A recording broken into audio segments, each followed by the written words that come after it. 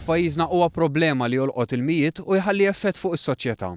Fis-26 ta' Ġunju l-Aġenzija setqa għalqet 20 sena, propju fl-istess jum li ġiet ċelebrat il-Jum Internazzjonali kontra l-abbuż u traffikar ta' droga. Għal din l-okkażjoni setqa ħadet il-kummenti ta' persuni li għaddejjin minn programm ta' rijabilitazzjoni. Nies li grazzi għal din l-għajnuna qed jarfu aħjar il-valur ta' ħajja libera mill-vizzji. Tallimt ħafna affarijiet, tallimt nesprimi li nifsi, tallimt nikkomunika iżjed man-nies.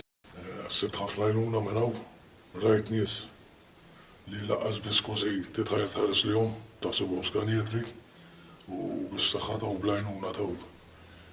Taqbas nistaġeb li terġa' tagħhom ħadu r-ruħ.